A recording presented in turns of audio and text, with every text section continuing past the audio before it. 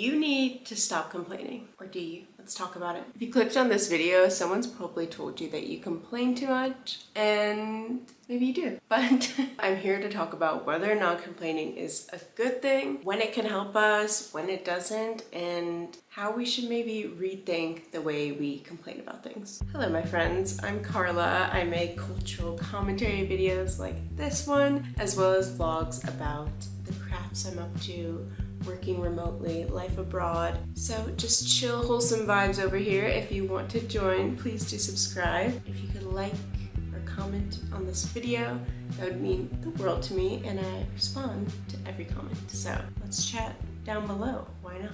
I just want to have a really quick chat today about complaining because it's something that's been on my mind. And I feel like if you clicked on this video, maybe you know someone who complains about things a lot. Maybe you've been told that you complain too much. Maybe you are from a culture that likes to complain. Complaining about things doesn't have the same meaning to everyone in society. It can really differ, so I just wanted to talk about it because it was kind of on my mind. Like, should you stop complaining? Because, I don't know, I don't feel like toxic positivity is much better than being an over-complainer.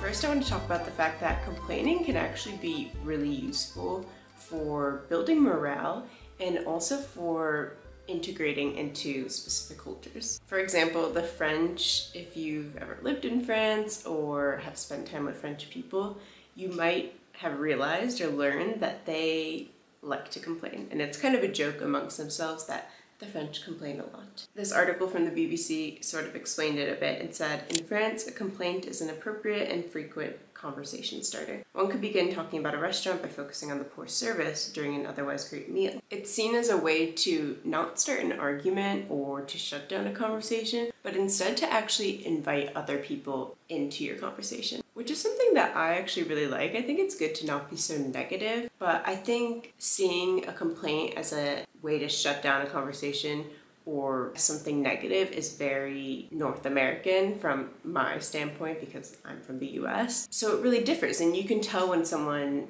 starts complaining about the food because they're in a bad mood and they want to leave this restaurant versus someone saying, oh, this food isn't great, or maybe even just saying it's not good, but it's because they want to hear how your meal is, or maybe they're expecting you to say, oh, can I try it? And then maybe you end up having a discussion about the best way to cook potatoes that you found. Like, this is something that's very much just vibes.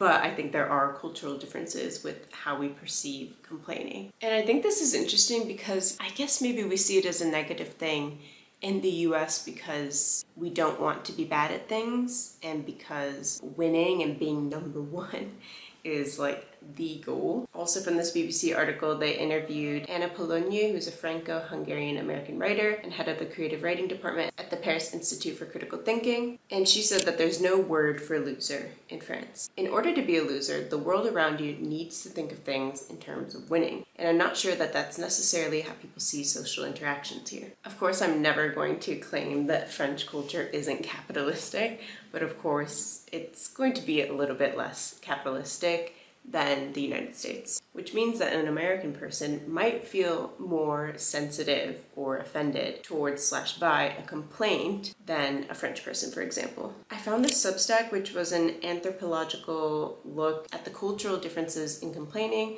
and they were specifically looking at moaning versus whinging. Moaning being a British term and whinging being an Australian term. And this started off with Kelly Osbourne calling out Prince Harry for complaining too much, which is something that's always, now that I think about it, has always confused me about living in the UK and reading discourse about Harry and Meghan, and specifically about Harry being like ungrateful or complaining too much. And it's actually just clicking for me now that it makes sense. Like, that's probably a sort of British value to just like keep calm and carry on, to not complain like the French do, and to just pull up your bootstraps, kind of in the same way that Americans see complaining. Because you always see these comments, and I kind of just chalked it up to like royalists, like people who love the monarchy and, you know, think it's shameful that Prince Harry would ever complain about it, which I somewhat get because you're a literal prince, but I think calling out the monarchy is a good thing.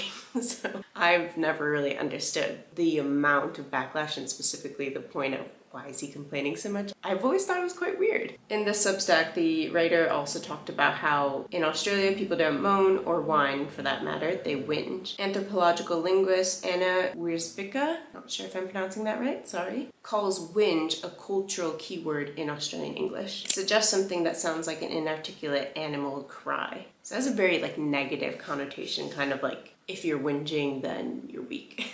This linguistic anthropologist observes that a whinger is someone who lacks the toughness and resilience that are ideal cultural traits in Australia. They give an example of a skit from the mid-2000s. In the skits, the comedian Heath Franklin goes around telling people to stop whinging and harden the up. So basically both Australians and Brits are probably not big fans of complaining, but for slightly different reasons. I don't necessarily have tons to say about this. I just think it's interesting to think about what does it mean to complain in XYZ culture. And if you're from any of these places I've mentioned, or if you're from somewhere else, I'm really curious to hear about the perception of complaining in your culture. So comment down below because I'd love to learn more about what it means for other people. Even if you've not thought about it before, like, has it ever crossed your mind? I'm curious. But back to les Français, I feel like they're a really good example of the fact that complaining can build morale. We bond over our shared experiences, and sometimes those shared experiences are negative. And maybe the way we bond over them is by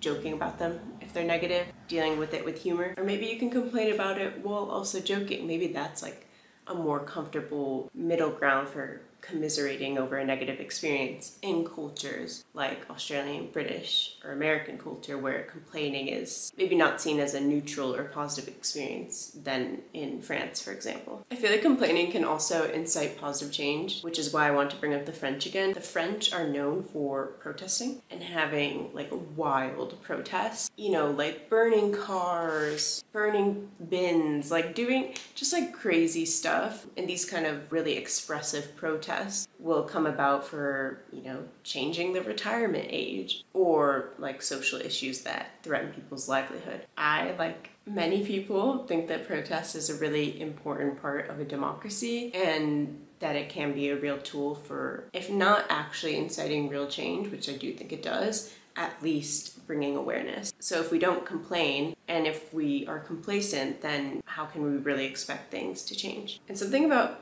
American culture that I noticed when trying to read up on this topic is like how capitalistic the distaste for complaining is. I wasn't even searching like how to deal with people who complain, but when I was looking up like complaining, cultural differences, or something like that, I don't know exactly which search terms I was using. So many articles that were clearly from the US were about like how to deal with an employee who complains too much, how to deal with your child who complains too much, how to deal with an office culture that has become negative and is just complaining all the time.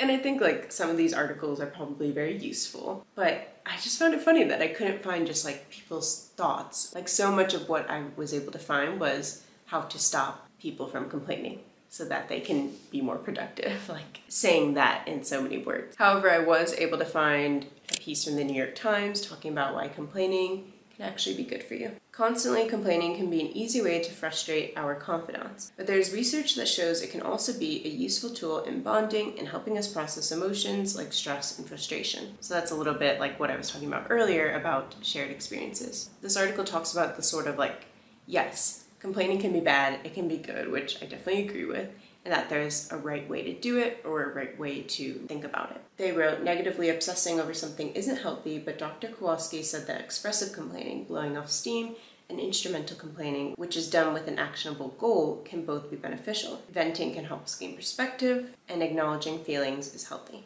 The various doctors interviewed in this article go on to say, you know, you can journal, you can vent, you can apologize if maybe you complained too much and you took it too far, but that this is something that's going to be very personal for each person to have a positive impact. So I'm glad that I was able to find, you know, why complaining isn't necessarily horrible in American culture, but there wasn't like a wealth of articles on this topic. I feel like I've defended complaining a lot, so quickly I want to talk about why I think complaining too much can be very negative and very frustrating to deal with.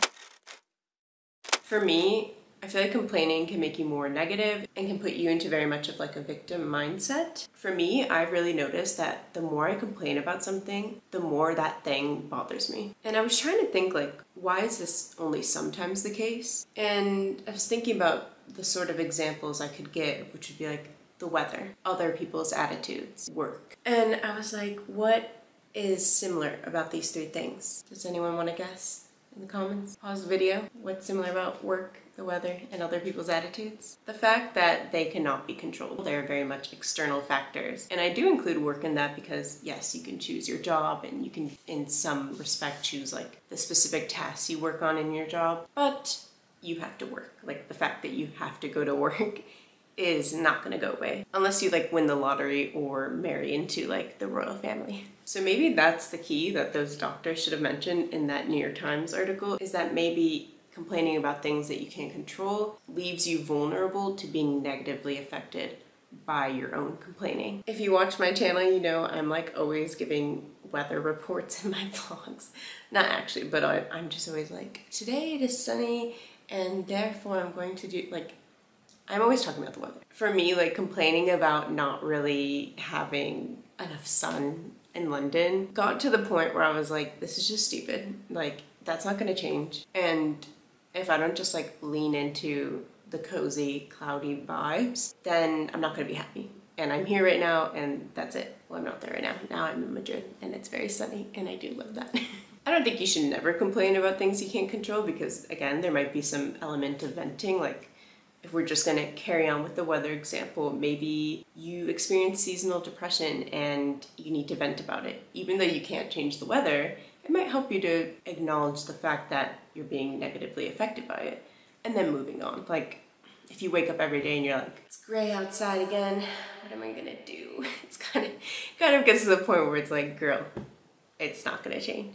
And yes, this is me talking to myself. This article from the Harvard Business Review called Managing a Chronic Complainer was one of those articles that was sort of, you know, primarily talking about how to deal with a complainer like at work or a child. But it did at least give some reasons why complaining can actually hurt you. Research shows that chronic complaining like Peter's, they gave an example of someone named Peter, has physiological effects. Through the repetition of bad, sad, mad, and powerless feelings, the neurotransmitters in the brain can go through a neural rewiring, which reinforces negative thought patterns, making it easier for unhappy thoughts to repeat themselves and leaving little room for the more positive feelings of gratitude, appreciation, and well-being. I'm basically a neuroscientist because that's exactly what I said.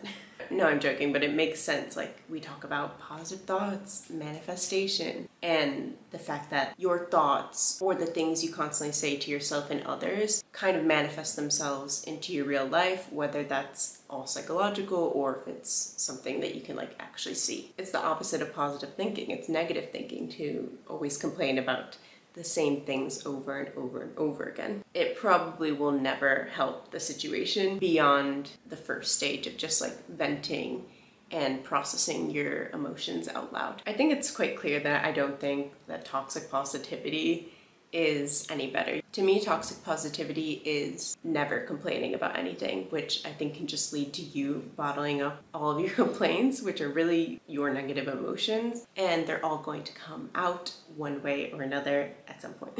I think toxic positivity, you know, it's pretty clear how that affects yourself. You're not allowing yourself to feel your real emotions or to get anything off your chest, but it can also affect the people around you. You know, if your friend complains about something and you automatically put a positive spin on it, that might not be what your friend needs in the moment. They might just need you to literally like shut up and listen or to like be like, exactly, queen, that does suck, even if it doesn't actually suck that much. It can be really exhausting being around someone who won't stop complaining, but there's a fine line between telling them you've been complaining about this for 2 months, just do something about it or stop. There's a fine line between knowing when to say that and that will be better for them, or knowing when to just let them complain even if you have heard it before because they're still in this process of just venting and getting it out. I've been that person who always complains. We all do it. I'm not saying like if you don't know how to complain the right way, you suck. That's not the case at all. I just think it's an interesting thing to consider because it can really affect ourselves and our relationships. But I will say, if you do want just like a tip from this, if there's something in your life that you've been complaining about non-stop for what feels like, I don't know, months, years even, take a moment to think about if that complaining is helping you. And I'm not saying that it isn't, it actually might be helping you, and I love that for you. If you don't think it is, figure out the reason why. Is it because it's something you can't control, like it's raining or it's too hot out? And if it is something you can control, then think about like, okay, can I just change that thing somewhat easily or take the steps to change that thing instead of just complaining about it, because that energy you're putting into complaining could be used towards just actually making your situation better. So that's my hot take. It's not really a hot take, it's like a medium temperature take. But I do want to hear what you think in the comments. If you disagree, if you agree, let me know and we can chat about it. And again, if you've noticed or want to like express any cultural differences that you're aware of when it comes to complaining, please do leave those below because I really, really, really want to hear them. Anyways, that's it from me today. I hope you enjoyed this. Again, I post every week. In September, I've been posting twice a week, so hopefully I'm going to keep that up for a while. We'll see how October goes, but that's the plan. So if you want to see more from me, please do remember to subscribe, like, comment, share the video, whatever, all of that good stuff. And yeah, as always, thank you for being here, and I hope to see you in the next one. Bye!